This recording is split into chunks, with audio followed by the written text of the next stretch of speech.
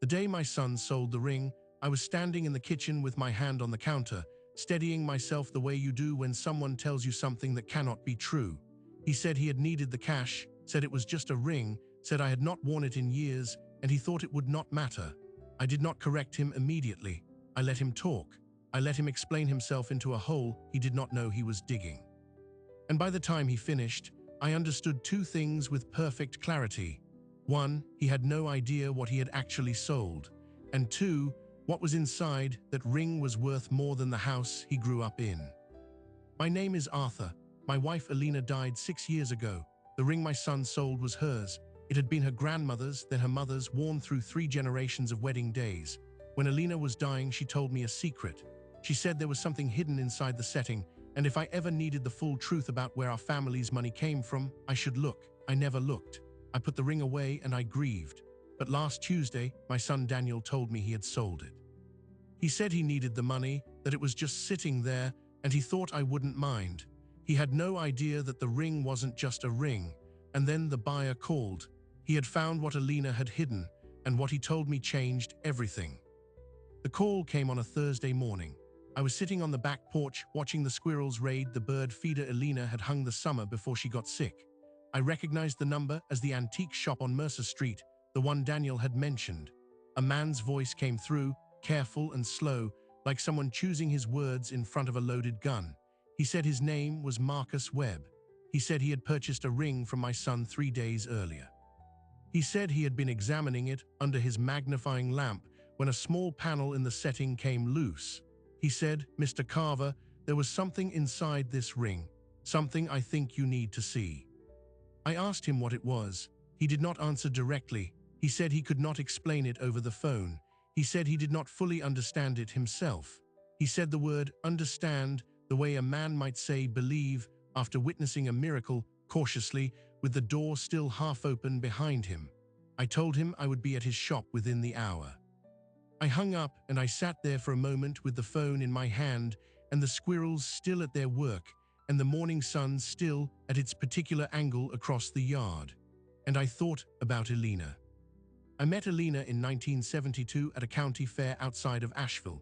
She was working a booth selling handmade jewelry, delicate little pieces she had taught herself to make. She was 24 years old, and she had the steadiest hands I have ever seen. She could set a stone the size of a pinhead without a tremor. She told me she had learned from her mother, who had learned from her mother before her. The ring, the one Daniel sold, was not one of hers. It was the one her grandmother brought over from Prague in 1938, a rose gold band with a small diamond and an engraving on the inside that Alina never fully translated for me. She said it was in Czech. She said it meant something like, "What is hidden is not lost." I asked her once, maybe 5 years into our marriage, if there was more to that inscription than she let on. She smiled and put her hand on my cheek and said, "Arthur, you don't need to know everything yet."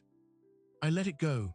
Alina had a way of answering a question by closing the door gently instead of slamming it, and you never quite realized the door was closed until you were on the other side of it. The cancer came in 2014. It moved fast.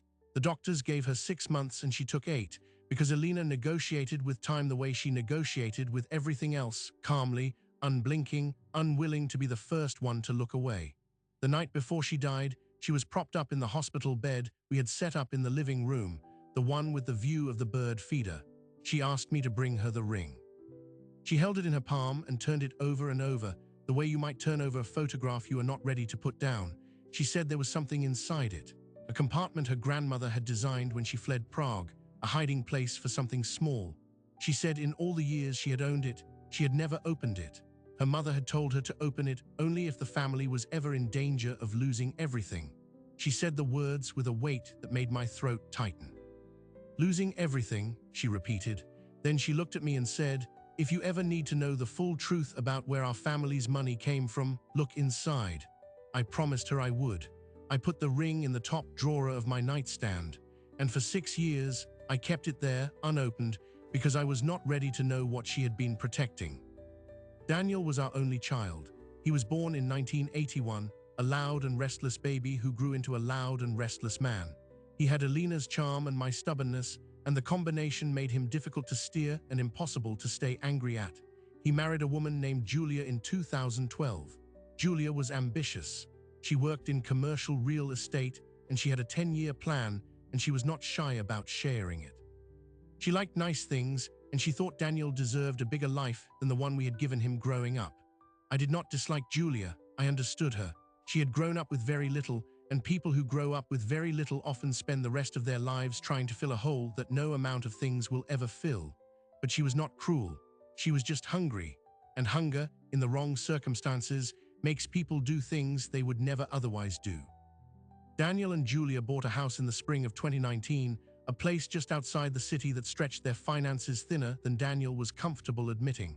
I saw the numbers once, on a visit when Julia was at work, and Daniel left the mortgage statement on the kitchen counter. I did not say anything.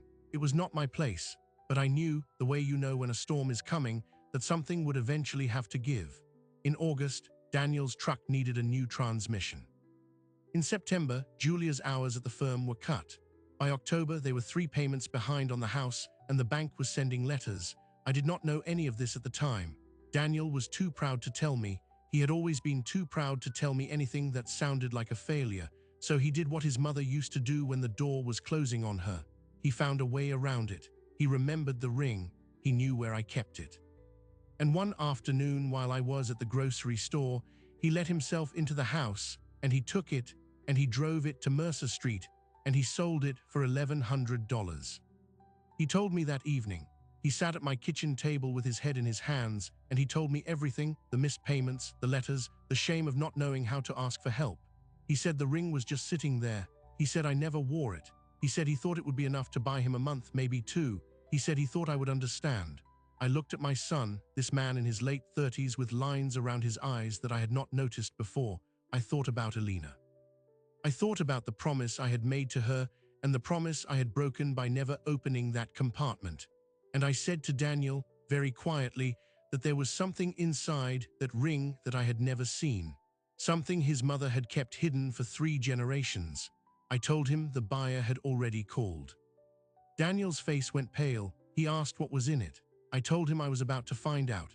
I picked up my keys and I drove to Mercer Street, and I walked into the shop, and Marcus Webb was standing behind the counter with a jeweler's loop still clipped to his glasses and a piece of yellowed paper no bigger than a postage stamp lying on a velvet cloth in front of him. He looked up at me and he said, "Mr. Carver, this paper has a set of coordinates written on it, and a name." I asked him what name. He pushed the paper toward me. The handwriting was small and precise, in blue ink that had faded to the color of a winter sky. The name was Victor Haas. I knew that name. Anyone who grew up in this part of the country in the decades after the war knew that name. Victor Haas was a notorious figure from the 1940s, a financier who had vanished in 1945 with a fortune in stolen assets that was never recovered. The FBI searched for him for 30 years. The newspaper archives were full of theories, and now his name was written on a slip of paper hidden inside my dead wife's wedding ring. I stared at the slip of paper on the velvet cloth. Victor Haas. The name landed in my stomach like a stone dropped into still water. I had not thought about Victor Haas in 40 years. When I was a boy, my father used to tell stories about him. Haas was a ghost who haunted the edges of the financial world, a man who had moved through Europe in the chaos of the war, transferring assets, hiding fortunes, leveraging the desperation of families fleeing the Nazis. He was a facilitator, a fixer. He helped wealthy Jewish families smuggle their valuables out of occupied territory, and in return he took a percentage, a steep percentage. Some said he was a hero. Some said he was a vulture. The truth, as it usually does, sat somewhere in the middle and belonged to no one. Marcus Webb cleared his throat. He asked me if I knew who Haas was. I said I knew the public version. I told him what my father had told me, that Haas disappeared in 1945, days before the war ended, with a fortune estimated at the time to be worth $4 million in gold, currency, and jewels. Adjusted for inflation, that number was closer to 60 million today. No one ever found him. No one ever found the money. The FBI closed the file in 1975. The case went cold, and now his name was written on a scrap of paper inside my wife's ring. I asked Marcus if he had done anything with the coordinates. He shook his head. He said he had Googled them. The coordinates pointed to a location in the Pisgah National Forest, about 40 miles west of here. Just coordinates, no address, nothing else. He said he had not told anyone. He said he was a shopkeeper, not a treasure hunter. He slid the paper toward me and said he thought it belonged with the family. He also slid the ring toward me. He said he had paid my son $1,100 for it. He said he would not ask for the money back. He said he had a feeling this was bigger than a transaction. I looked at him. He was a thin man in his 60s with wire-rimmed glasses and ink stains on his fingers. He dealt in old coins and estate jewelry and the belongings of the dead. He had no reason to be generous. I asked him why he was giving it back. He said he had a daughter once. He said she died young and nothing of hers remained except a photograph and a hair clip. He said he understood what a small thing could hold. I picked up the ring and the paper and I put them in my pocket. I shook his hand. I drove home with the coordinates folded against my chest and the ring warm in my palm. Daniel was still at the kitchen table when I got back. He had not moved. His coffee was cold. He looked up at me and I could see he had been crying. I sat down across from him and I put the ring on the table between us. I told him what Marcus had found. I told him about Victor Haas. Daniel had never heard the name. He is 38 years old and the things that shaped my generation are footnotes to his. He said, "Dad, what does this mean?" I said I did not know yet. I said it meant his mother had been keeping a secret from both of us, and that secret had been handed down from a grandmother he never met, and that secret was now sitting on my kitchen table in a ring that had very nearly been lost forever. That night after Daniel went home, I sat up with my laptop and a pot of coffee and I began to research. I am 67 years old. I'm not a detective. I'm a retired high school history teacher who spent 31 years teaching juniors about the Civil War and the New Deal, but I know how to follow a thread. I started with Victor Haas's known biography. He was born in Vienna in 1902. He trained as a banker. He moved to Prague in 1935 and set up a private wealth management firm that catered to wealthy industrialists. When the Germans annexed Czechoslovakia in 1938, Haas began moving assets out of the country. He worked through a network of couriers, diamond dealers, and art brokers. He was good at it. He was very good. By 1941, he had relocated to Lisbon. By 1942, he was in New York. He operated with a kind of invisible precision that made him impossible to prosecute and impossible to ignore. I found a photograph of him from 1943. He was standing on a street corner in Manhattan, hat tilted, coat collar up, a faint smile on his face. He had the look of a man who knew something the photographer did not. I stared at that photograph for a long time, and then I noticed something. Around his wrist was a chain, a thin gold chain with a small charm visible just above the cuff of his coat. I zoomed in. The resolution was poor, the image grainy. But the charm was shaped like a rose in gold. I went to the drawer where I kept Elena's jewelry. I found the small rose pendant she had worn nearly every day, the one her grandmother had given her. It matched. My hands were shaking. I'm not a superstitious man. I do not believe in signs or fate or the hand of God reaching down to rearrange the furniture of my life, but I believe in evidence. And the evidence was telling me that Elena's grandmother, the woman who fled Prague in 1938 with a rose gold ring and a diamond and an inscription in Czech, had known Victor Haas. More than known. She had carried a piece of him across an ocean. She had hidden his name and a set of coordinates inside a ring she passed to her daughter, who passed it to mine. And now I had to know why. I called my brother-in-law Harold. Harold is Elena's younger brother. He lives in Charlotte and he sells insurance, and he is the keeper of the family records. I asked him what he knew about their grandmother, the one from Prague. He said her name was Klara Novikova before she married. She arrived in New York in October of 1938 on a ship called the SS Normandy. She came alone. She was 26 years old. She listed her occupation as seamstress. She had one suitcase and a small jewelry case. Harold said she never talked about the war. She refused to discuss Europe at all. When Elena was a teenager and asked about their family's history, Klara said only one thing: we were lucky, others were not. And that was the end of it. But here is what I discovered when I dug deeper into the passenger manifests and the immigration records. Klara Novikova did not travel alone by accident. Her name appeared on a list of passengers whose passage had been arranged through a holding company called Transatlantic Asset Transfer Limited, the same holding company that was later revealed to be one of Victor Haas's front operations. Klara had been part of his network. She had been one of his couriers. I sat with that knowledge for 2 days. I did not tell Daniel. I did not tell Harold. I just turned it over in my mind the way you turn over stone you have found in a field, and you are not sure yet whether it is just a stone or something else entirely. Clara had been a courier. That meant the ring was not just a sentimental object. It was a tool, a hiding place designed to move something of value across borders and through time. And the coordinates, those 40 miles west in the Pisgah National Forest, were the destination. On the third day, I drove out to the coordinates. I did not tell anyone where I was going. I took a GPS unit and a printed map and a bottle of water, and I drove until the pavement ended and the gravel road narrowed into a dirt track that wound through pine trees and mountain laurel. The coordinates led to an old fire road that had not been maintained in years. I parked the truck and I walked. The air smelled of pine sap and damp earth. The light filtered through the canopy in thin yellow shafts. I walked for maybe half a mile until I reached a clearing. In the center of the clearing was a stone foundation, the remains of an old cabin that had collapsed decades ago. The stones were covered in moss. The floor was gone, swallowed by undergrowth. I almost turned back. Then I saw it. A single iron ring set into one of the foundation stones. An anchor point for something, a chain, a line, a hidden door. I knelt down and I pulled at the ring, and the stone shifted. Beneath it was a metal box, rusted and square, the size of a small strongbox. It was heavy. I lifted it out of the earth and I set it on the ground and I opened it. Inside were documents, letters, photographs, and a leather-bound ledger filled with handwritten entries in German and Czech.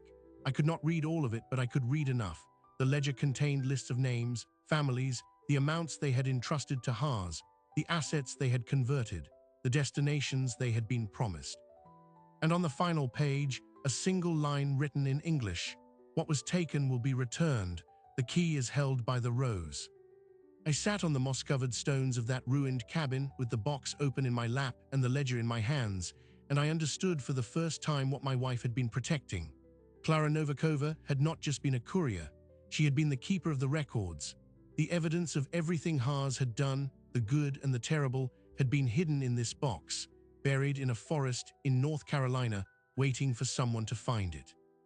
And the ring, the one Daniel had sold for $1,100, was the key, not a metaphor, not a symbolic phrase scrawled by a dying woman, an actual key, because when I looked inside the compartment again, really looked, I realized the slip of paper with the coordinates had been wrapped around something else.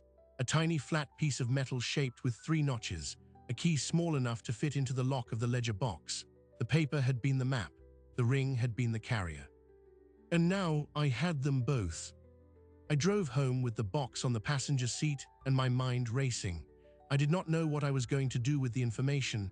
I did not know who else might be looking for it, but I knew one thing with absolute clarity. Victor Haas had not just disappeared. He had left a trail, and after 75 years, someone else might be following it. I locked the box in the trunk of my truck and drove home through the darkening mountains. The road twisted along a ridge where the trees opened up, and you could see the valley below patched with farms and the glint of a river in the last light. I have lived in this part of North Carolina my whole life. I have driven these roads 1,000 times, but that night they felt different. They felt like territory I had only just begun to understand. The box on the seat beside me weighed maybe 15 pounds. But what it contained, 75 years of secrets, a fortune still unaccounted for, and a chain of custody that began with a woman fleeing Prague and ended with me, that was heavier than anything I had ever carried. When I got home, I brought the box into the study and I laid everything out on the desk. The ledger, the letters, the photographs. There were 47 documents in total. Some were typed on official letterhead. Some were handwritten in ink that had browned with age. The letters were in German, Czech, and English. I spent the next 3 days translating them with the help of a German dictionary Elena had kept from college and an online translation tool that did a clumsy but useful job of filling in the gaps. Slowly, a story began to emerge, and it was not the story I expected. Victor Haas had not stolen from the families he helped, at least not in the way the public record claimed. The ledger showed that Haas had operated a kind of underground bank for Jewish families trying to escape. They would give him their valuables, gold, diamonds, paintings, cash. He would convert those assets into bearer bonds, Swiss accounts, and property holdings in neutral countries. He would then arrange passage for the families and give them instructions for how to reclaim their wealth when they reached safety. The fee was 20%. Steep, yes. But in the chaos of 1938, with the Nazis seizing everything and borders closing, 20% to save the other 80 was a bargain. Many families took it. Many survived because of him. But here is what had not been told. In 1944, as the Allies advanced and the war's end became inevitable, Haas had a crisis of conscience. He had amassed a fortune in transit assets that belonged to families who had not made it, families who had been captured, families who had died in the camps. The money sat in accounts no one would ever claim. Haas could have kept it. The war had obliterated the paper trails, but he did not. The ledger showed that in January of 1945, he began liquidating those orphaned assets. He converted them into gold bullion and diamonds, and he packed them into a shipment bound for the United States. His plan was to establish a trust to locate any surviving relatives. The shipment arrived in New York in April of 1945, and then Haas vanished. The FBI's theory, the one my father had heard on the radio when he was a boy, was that Haas had absconded with the money, that he had faked his disappearance and lived out his days on a beach in Argentina. But the ledger told a different story. The final entries were in a different handwriting, a woman's handwriting. Clara's. She wrote, "V was taken. The shipment is safe. I will wait." She wrote it on April 17, 1945, 3 days after the shipment arrived. I looked at those words for a long time. V was taken, not taken as in fled, taken as in seized. Victor Haas had not escaped. Someone had gotten to him, someone who knew about the fortune. I called Harold again. I asked him to search the family records for anything about Clara after the war. He called me back 2 hours later. He had found a death certificate. Clara Novikova died in 1952 in Asheville, North Carolina. Cause of death, pneumonia. She was 40 years old. She never married. She had one daughter, Elena's mother, who was born in 1941, 3 years after Clara arrived in America. The father was not listed. I asked Harold to check passenger manifests again. Was Clara traveling alone on the Normandy? He said she was, but he also found something he had missed before. A second name on the same crossing. A man named Tomas Riznik. He was listed as a diamond merchant. He was 32 years old. He arrived with one suitcase and no family. Harold said he had never heard the name.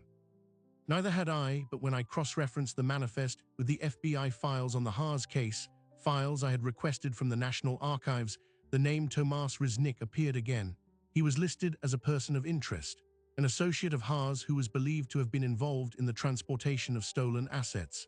The FBI interviewed him in 1946. He denied everything. He said he was a simple merchant. They had no evidence to hold him. He disappeared from the record after that. But Clara had not disappeared from the record. She had kept the ledger. She had hidden the box in the forest. She had carved a compartment into the ring and placed inside it a key and a set of coordinates and the name of a man the world believed was a thief. Why? Because she was not just a courier. She was the witness. She was the only person left who knew the truth about Victor Haas and the fortune he had tried to return, and she was protecting it. For 75 years, that box had sat in the ground of a ruined cabin in Pisgah National Forest, with a rose gold ring the only map to it. And now I had opened it, and I had no idea who else might know it was there.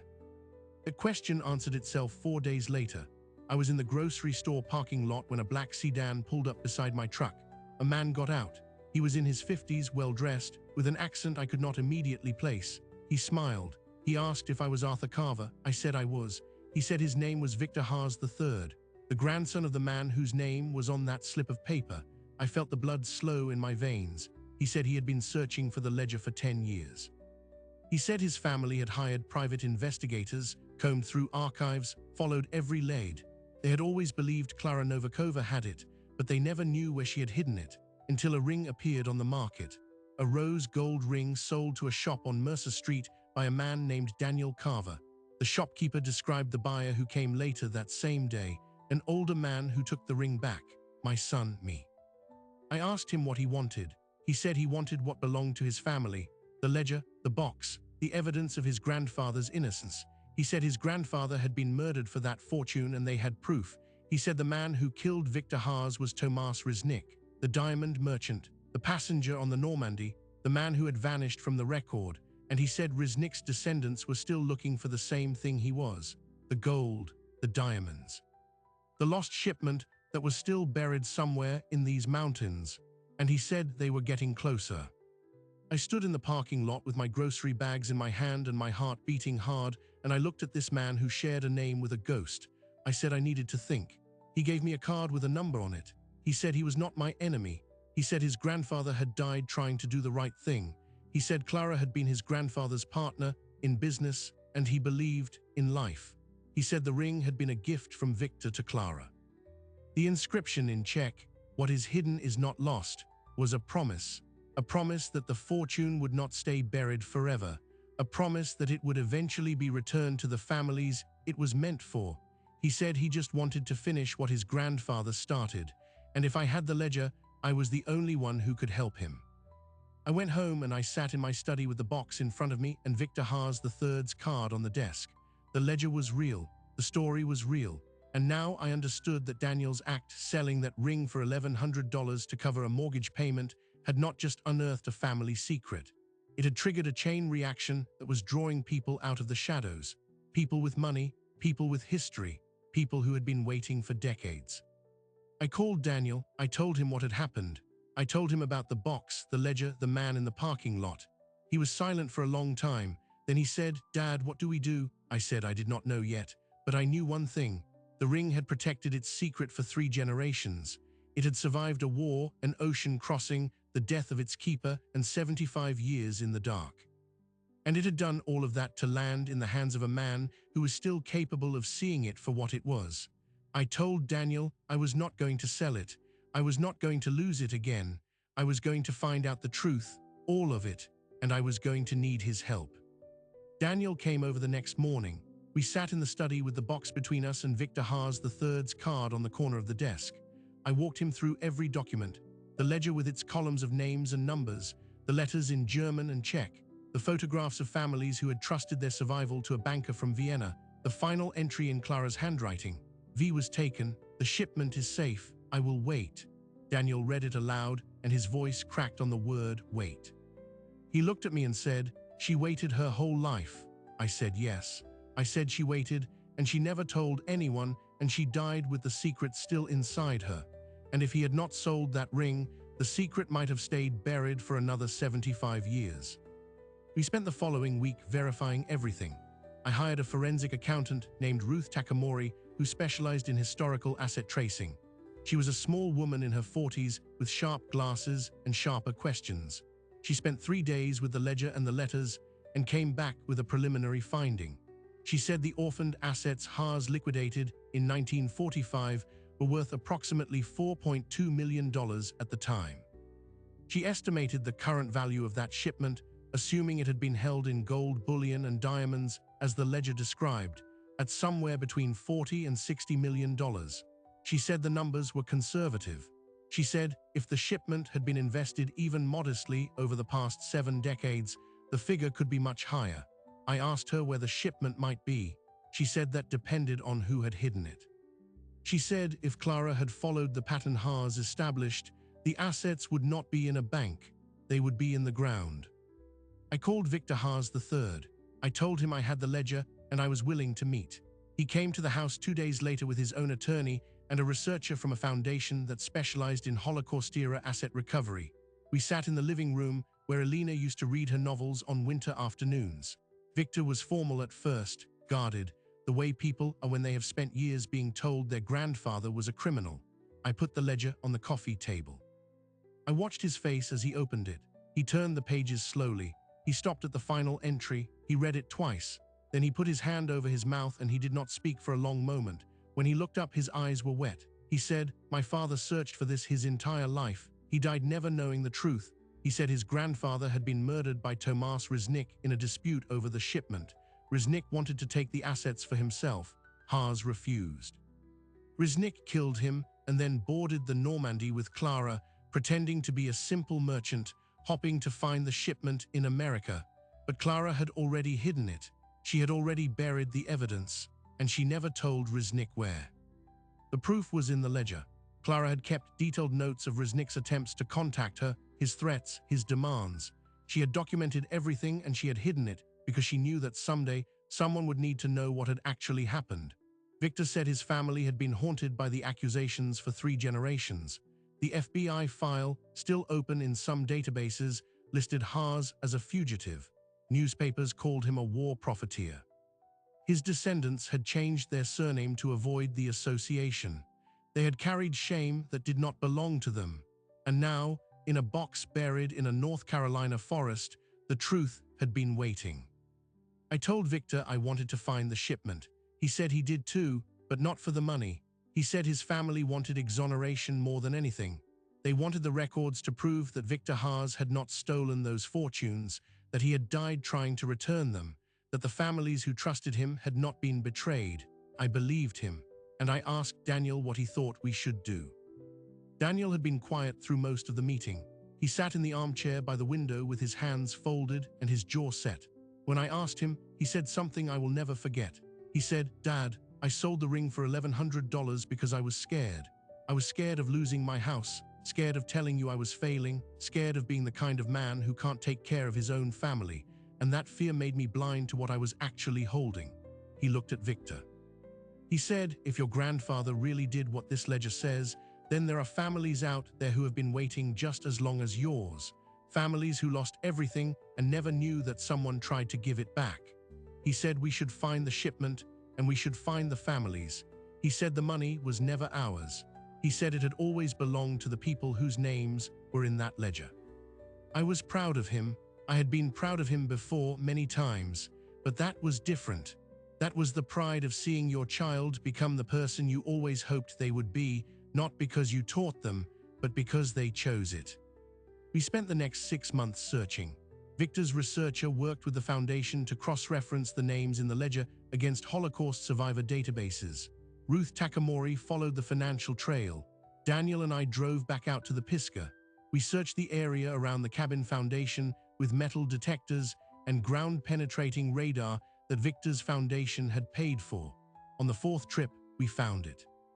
Buried 8 feet down beneath a rock formation that had been deliberately collapsed to hide the excavation. A steel drum, sealed and intact.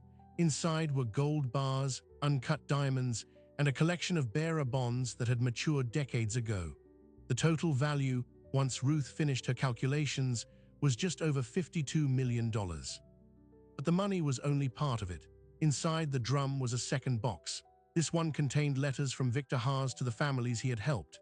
Letters he had written in the weeks before his death, explaining what he had done with their assets, apologizing for the fee he had charged, wishing them safety. He had written each one by hand.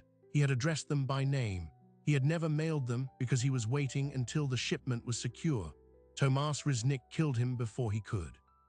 The foundation located descendants of 17 of the 23 families listed in the ledger. The other 6 lines had ended in the camps. No survivors, no descendants. For those 6 families, the foundation established a charitable trust in their names, funded by a portion of the recovered assets dedicated to Holocaust education and survivor support. For the 17 families that still had living descendants, the process of restitution took another year. Lawyers were involved, governments. Museums that had pieces originally stolen from those families and later sold through intermediaries. It was complicated, and it was slow, and it required more patience than I thought I had left. But we did it. Victor Haas III stood in a courtroom in New York in 2021, alongside descendants of families his grandfather had helped, while a judge read a formal acknowledgement that the historical record had been wrong. The case file was amended. The accusation was withdrawn. Victor Haas's name was cleared. The day the court ruling was announced, I drove out to the cemetery where Alina is buried. I sat on the bench beside her stone and I told her everything. I told her I had found the box. I told her I finally understood what her grandmother had been carrying. I told her Daniel was okay, that he and Julia had worked through their troubles. That they still had the house, not because of the money, none of it had come to us, but because Daniel had learned to ask for help and Julia had learned that ambition did not have to mean hunger. I told her the ring was back in the nightstand drawer where it belonged. I told her I missed her. I said the words aloud to the quiet cemetery and the birds in the oak trees and the stone with her name on it. What is hidden is not lost. She had been right. All of it had been right there, waiting. There is one more thing. a detail I did not discover until the very end of the process. When the steel drum was opened and the contents catalogued, Ruth Takamori noticed something in the inventory I had missed. The bearer bonds in the drum were not just any bonds. They were issued by a Swiss bank that had been absorbed by a larger institution in the 1960s. That institution had continued paying interest on all outstanding instruments. The interest, compounded over 75 years, had accumulated in a dormant account. When the bonds were authenticated and redeemed, the accumulated interest alone came to just under $7 million. Ruth called me on a Tuesday afternoon and told me. She said the foundation and the families had agreed that a portion of that interest should go to the person who found the box. They said it was not a reward, it was an acknowledgement. I sat with the phone in my hand for a long time after she hung up. The money arrived in my account 3 weeks later. I did not buy a new truck. I did not move to a bigger house. I paid off Daniel's mortgage without telling him until it was done. I established a scholarship at the high school where I taught for 31 years, named for Alina and Clara and the women who hold things together in the dark. And I kept the ring. It sits in the nightstand drawer on my side of the bed, next to the slip of paper with the coordinates taped to a photograph of Alina. The paper that was worth more than anything I have ever owned, not because of the gold it led to, but because of what it proved, that a small thing hidden well can wait out time, that a promise made by a grandmother in Prague in 1938 can reach across an ocean in a century and land exactly where it was meant to, and that sometimes what looks like carelessness, a son selling a ring, a father who never looked inside, is not carelessness at all. It is the mechanism by which a secret becomes a story, and a story becomes a reckoning, and a reckoning becomes a kind of peace. I think often now about the moment my son walked into that antique shop, the bell above the door, the ring in his palm, the $1,100 he accepted to buy himself a month of breathing room. I think about what had to be true for that moment to happen. A grandmother crossing an ocean, a financier murdered for refusing to steal, a young woman burying a box in the mountains and spending the rest of her life guarding a secret she never spoke aloud. A wife dying with a promise on her lips that she trusted her husband to keep, even if he did not keep it right away. Generations of silence, compacted like sediment into stone, and then a single transaction on a Tuesday afternoon that cracked it all open. We tell ourselves stories about the things we inherit, that they are just objects, that their value is sentimental, not real, that what we do with them does not matter much in the grand accounting of a life, but the ledger proved otherwise. A small ring, sold for less than a used sedan, unlocked a truth that had been buried since the end of the Second World War. It cleared a dead man's name. It returned wealth to families who had lost everything. It taught my son that the measure of a man is not whether he falls into debt or fear or shame, but whether he is willing to reach into the dark and pull out something true. Most family secrets do not come with coordinates. Most heirlooms do not contain keys, but every family carries something, a silence, a story, an object in a drawer whose significance no one has fully explained. And the question that has stayed with me in the years since is not about the gold. It is about what else we have buried without knowing it, what else we have sold or almost sold because we did not understand what we were holding. The ring is still in my nightstand. I have not opened the compartment again. I do not need to.